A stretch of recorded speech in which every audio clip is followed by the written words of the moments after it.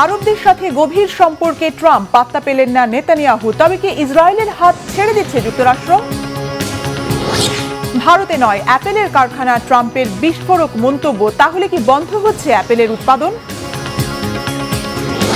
ঘরবাড়ি, school, college থাকলেও নেই মানুষের অস্তিত্ব। অন্ধকার ইতিহাসের হাসিমা কেন ভুতুড়ে দ্বীপে পরিণত হলো?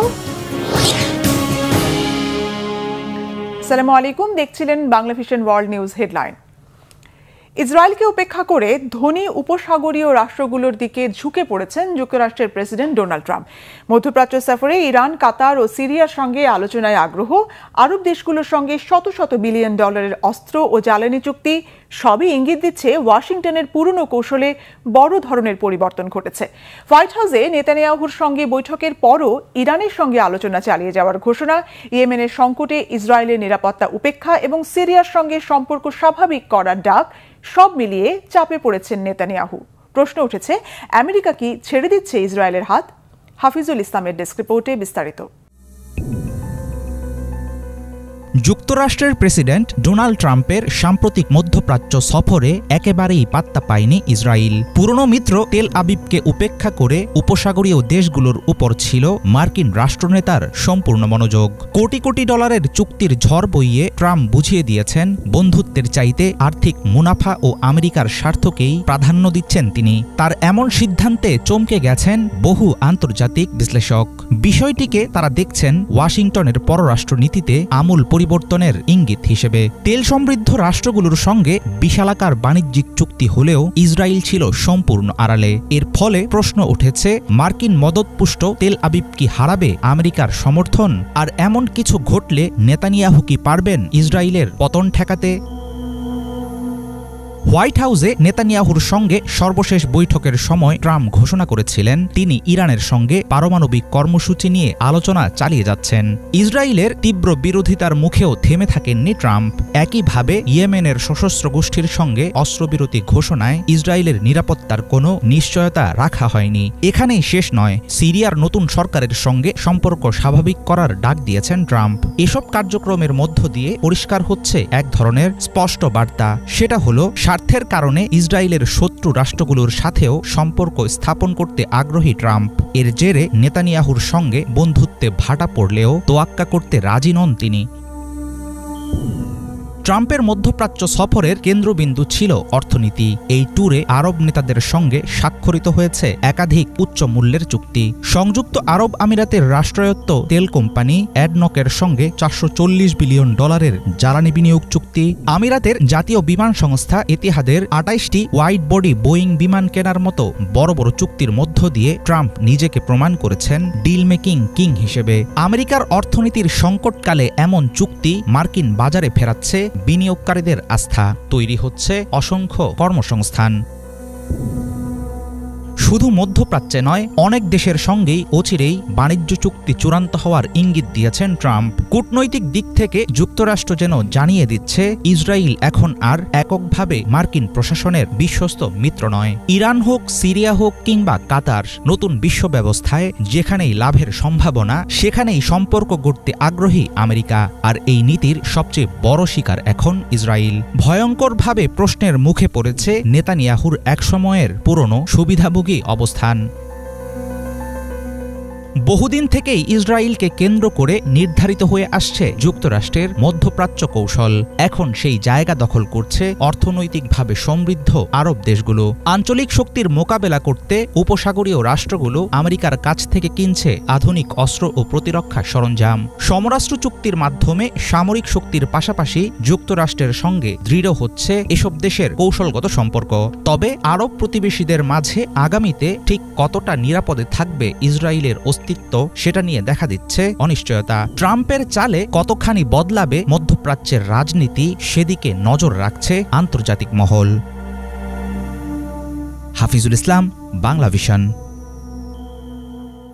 মার্কিন প্রেসিডেন্ট হিসেবে ডোনাল্ড ট্রাম্প ক্ষমতায় আসার পর থেকে তাকে খুশি করতে কোনো চেষ্টার ত্রুটি রাখেনি ভারত। তবে বাস্তবতা হলো যুক্তরাষ্ট্রের শুল্ক নীতি, অবৈধ ভারতীয়দের ফেরত পাঠানো কিংবা পাকিস্তানি ইস্যু কোনো ক্ষেত্রেই ট্রাম্প প্রশাসনের পক্ষ থেকে ভারতের জন্য প্রত্যাশিত সমর্থন মেলেনি। এই প্রেক্ষাপটে ট্রাম্পের সাম্প্রতিক এক মন্তব্য ফের উদ্বেগ বাড়িয়েছে ভারতের নীতি নির্ধারক মহলে। দোহায় এক আন্তর্জাতিক সম্মেলনে মার্কিন প্রযুক্তি জায়ান্ট অ্যাপলের সিইও টিম কুককে দেওয়া এক মন্তব্যে ট্রাম্প স্পষ্ট করে বলেছেন তিনি চান না অ্যাপল ভারতে পণ্য উৎপাদনের কারখানা গড়ে তুলুক। বিস্তারিত মীর ফজলে রাব্বির ডেস্ক রিপোর্টে। মার্কিন প্রেসিডেন্ট হিসেবে ডোনাল্ড ট্রাম্প ক্ষমতায় আসার পর থেকে তার মন পেতে চেষ্টার কোনো কমতি রাখেনি ভারতীয়রা। ট্রাম্প নির্বাচিত হওয়ার পর তার কোম্পানির জন্য ভারতে বড় বিনিয়োগের সুযোগ করে দেওয়ার ঘোষণাও দিয়েছিলেন ভারতের প্রধানমন্ত্রী নরেন্দ্র মোদী। তবে এত কিছু করেও ট্রাম্পকে বাগে আনতে ব্যর্থ হচ্ছে ভারত। ডোনাল্ড ট্রাম্পকে বরাবরই নিজের বন্ধু বলে দাবি করেন নরেন্দ্র মোদী। তবে বাস্তবতা হল মার্কিন শুল্ক বোঝা, যুক্তরাষ্ট্র থেকে অবৈধ ভারতীয়দের বিতরণ ও পাকিস্তানের সাথে সংঘাত, কোনো ইস্যুতেই ভারতের সমর্থনে তেমন পদক্ষেপ নেয়নি ট্রাম্প প্রশাসন। আর এবার ট্রাম্পের এক মন্তব্যে আবারও দুশ্চিন্তায় পড়ে গেছে ভারত। মার্কিন টেক জায়ান্ট অ্যাপল ভারতে আইফোন ও অন্যান্য পণ্য উৎপাদন করুক তা চান না মার্কিন প্রেসিডেন্ট ডোনাল্ড ট্রাম্প। সম্প্রতি কাতারের রাজধানী দোহায় এক সম্মেলনে তিনি অ্যাপলের প্রধান নির্বাহী টিম কুককে এ কথা বলেছেন। দোহার ওই ব্যবসায়িক অনুষ্ঠানে প্রেসিডেন্ট ডোনাল্ড ট্রাম্প বলেন, টিম কুক আমার বন্ধু, আমি ওকে বলেছি তুমি চীনে বছরের পর বছর ধরে যত কারখানা গড়েছ তা আমরা সহ্য করেছি, কিন্তু আমরা চাই না তুমি ভারতে কারখানা গড়ো। ভারত নিজেদেরটা নিজেরাই দেখে নিতে পারবে। Tim, I said, Tim, look, we've treated you really good. We put up with all the plants that you built in China for years. Now you got to build us. We're not interested in you building in India. India can take care of themselves. দ্বিতীয় মেয়াদে ক্ষমতায় আসার পর বিশ্বজুড়ে আমদানি পণ্যের উপর শুল্ক আরোপের সিদ্ধান্ত নেন মার্কিন প্রেসিডেন্ট ডোনাল্ড ট্রাম্প। এ নিয়ে চীনের সঙ্গে চরম বাণিজ্য যুদ্ধে জড়িয়ে যায় দেশটি। পাল্টাপাল্টি পদক্ষেপে যুক্তরাষ্ট্রের আরোপিত শুল্কের পরিমাণ দাঁড়ায় 145%। অন্যদিকে চীনের আরোপিত শুল্ক পৌঁছে যায় 125%। যদিও শেষ পর্যন্ত চীনের সঙ্গে আলোচনার মাধ্যমে ওইসব সিদ্ধান্ত 90 দিনের জন্য স্থগিত করেছেন মার্কিন প্রেসিডেন্ট ট্রাম্প। মূলত যুক্তরাষ্ট্রের বাজারের জন্য ভারতকে উৎপাদন কেন্দ্র হিসেবে ব্যবহার করছে অ্যাপল। বর্তমানে বিশ্বের মোট আইফোন উৎপাদনের অন্তত 15% আসছে ভারত থেকে।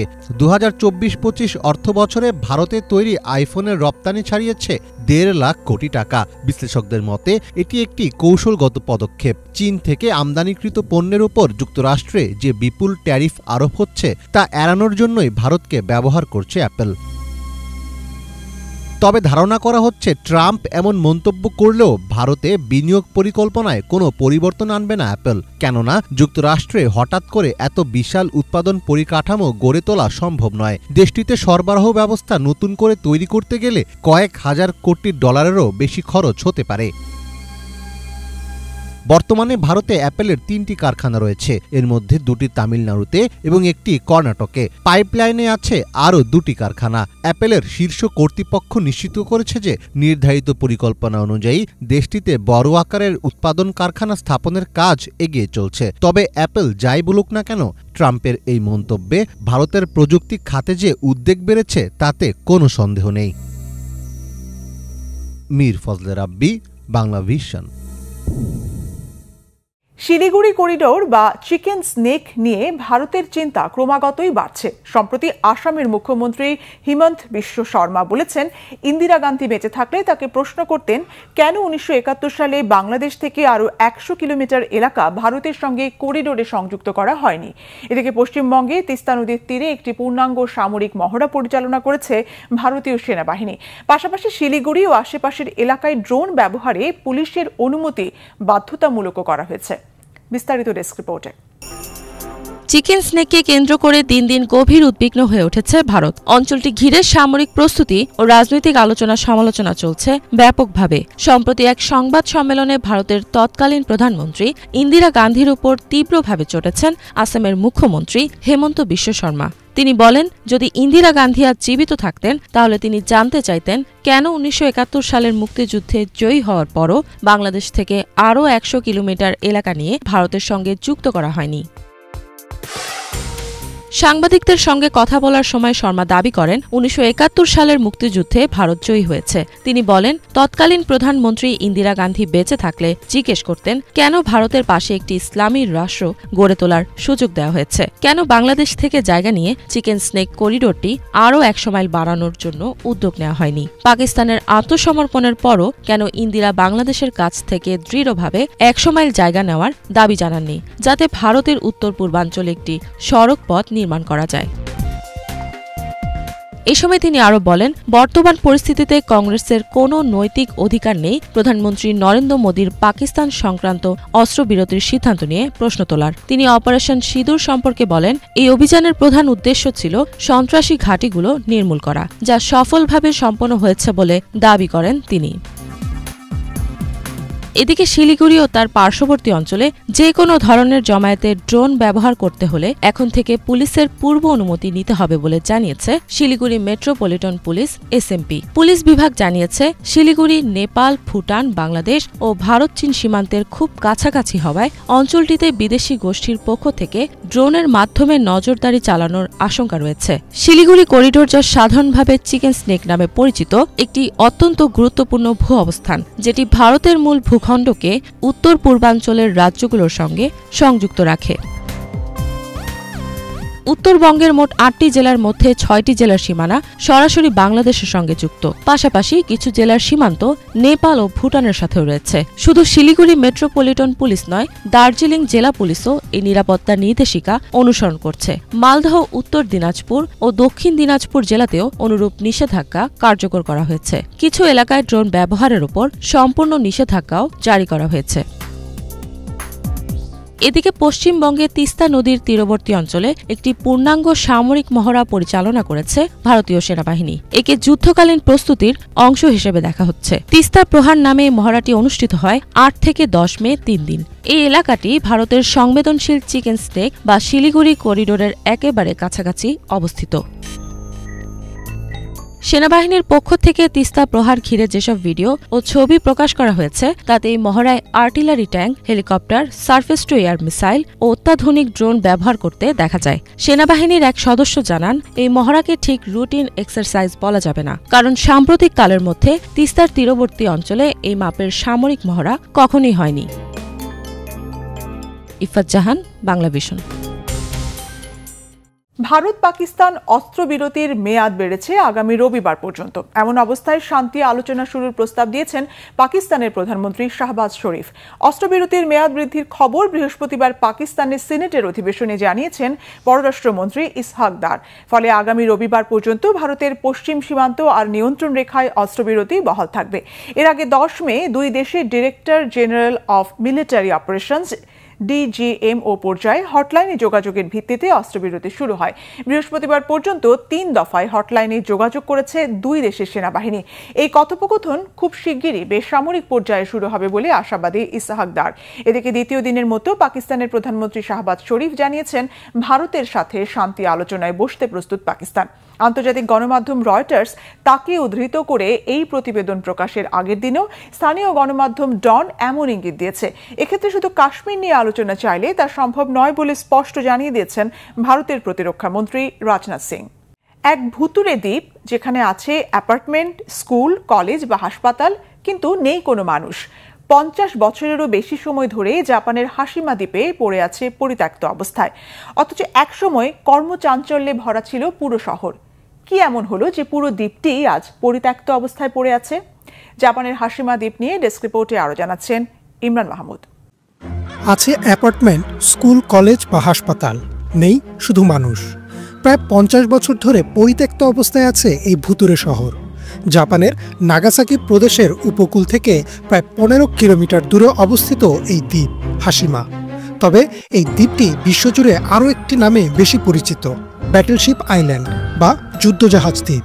উপর থেকে দ্বীপটি যুদ্ধজাহাজের মতো দেখতে বলে এই নামকরণ।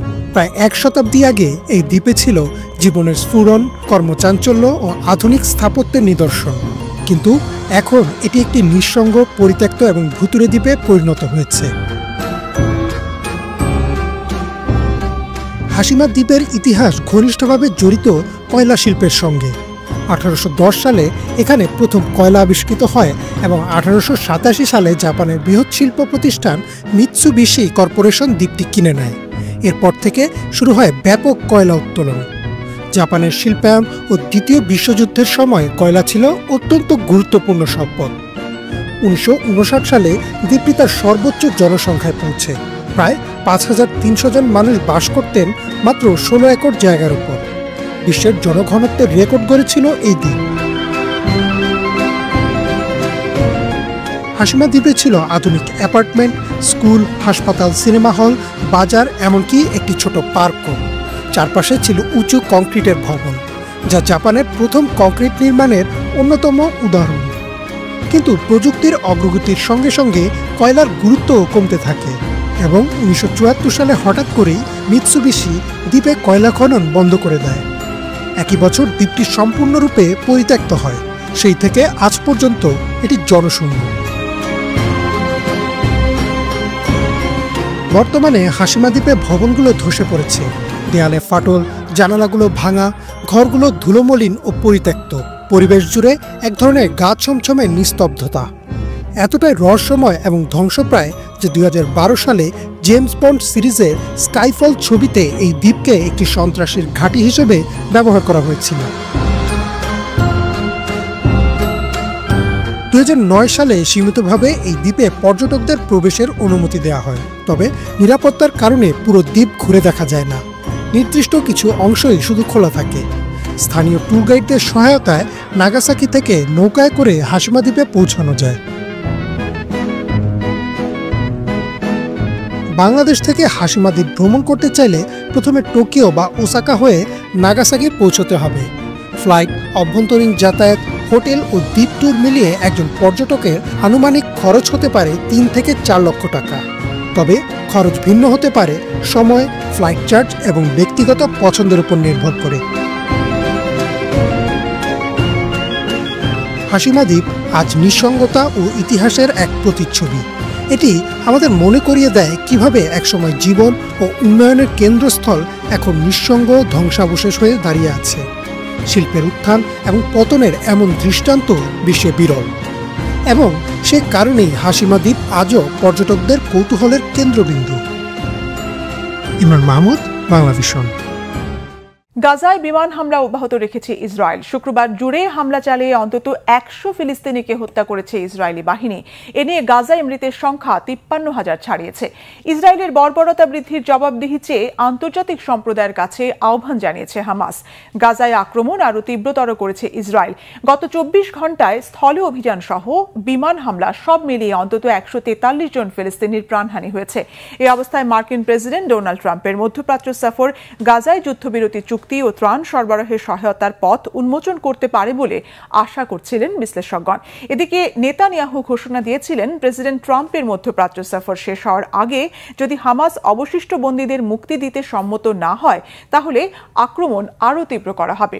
গত সপ্তাহে গাজা থেকে সব ফিলিস্তিনিদের বিতাড়িত করে সম্পূর্ণ গাজা দখল করে নেওয়ার ঘোষণাও দিয়েছিল ইসরায়েল। যুক্তরাষ্ট্রের প্রেসিডেন্ট ডোনাল্ড ট্রাম্প আর রাশিয়ার প্রেসিডেন্ট ভ্লাদিমির পুতিনের সরাসরি বৈঠক ছাড়া ইউক্রেন যুদ্ধ বন্ধে অর্থবহ অগ্রগতির সম্ভাবনা নেই বলে মন্তব্য করেছেন মার্কিন পররাষ্ট্রমন্ত্রী মার্কো রুবিও। একই ইঙ্গিত দিয়েছেন প্রেসিডেন্ট ট্রাম্পও। ইউক্রেনে শান্তি স্থাপনের উদ্দেশ্যে বৃহস্পতিবার তুরস্কে মধ্যস্থতা প্রক্রিয়া শুরু হওয়ার ধারাবাহিকতায় মার্কিন পররাষ্ট্রমন্ত্রী এমন মন্তব্য করলেন। রুবিও বলেন, এই সংকট সমাধানে ট্রাম্প আর পুতিন মুখোমুখি বৈঠকে বসতে হবে। রুবিওর মতে এই দুই নেতার অনুপস্থিতিতে তুরস্কের মধ্যস্থতা আলোচনা নিয়ে খুব আশাবাদী হওয়ার সুযোগ নেই। তুরস্কের দক্ষিণাঞ্চলে ন্যাটোর শীর্ষ নেতাদের সঙ্গে বৈঠকের পর ইউক্রেন সংকট নিয়ে যুক্তরাষ্ট্রের মনোভাব এভাবেই তুলে ধরেন রুবিও। এদিকে মধ্যপ্রাচ্য সফর শেষে দেশে ফেরার সময় এয়ারফোর্স ওয়ানের ভেতরে সাংবাদিকদের প্রশ্নের জবাবে একই ইঙ্গিত দিয়েছেন প্রেসিডেন্ট ট্রাম্প। তুরস্কে পুতিনের না যাওয়ার সমালোচনাও খণ্ডন করেছেন ট্রাম্প। বলেছেন তিনি সেখানে নেই বলেই পুতিন যাননি। ট্রাম্পের দৃঢ় বিশ্বাস, তিনি পুতিনের সাথে বসলে ইউক্রেনের শান্তি প্রচেষ্টার বিষয়ে সমাধান বের হবে। 15 মে ইস্তাম্বুলে মধ্যস্থতা বৈঠকে পুতিন থাকার কথা ছিল। পুতিনের সাথে মুখোমুখি বৈঠকের বিষয়ে ইউক্রেনের প্রেসিডেন্ট ভলোদিমির জেলেনস্কি চ্যালেঞ্জ ছুড়লে শেষ মুহূর্তে তুরস্কের মধ্যস্থতা বৈঠকে অংশ নিয়েছে শুধু রাশিয়ার প্রতিনিধি দল। এই ছিল আজকের মতো। সাথে থাকায় ধন্যবাদ।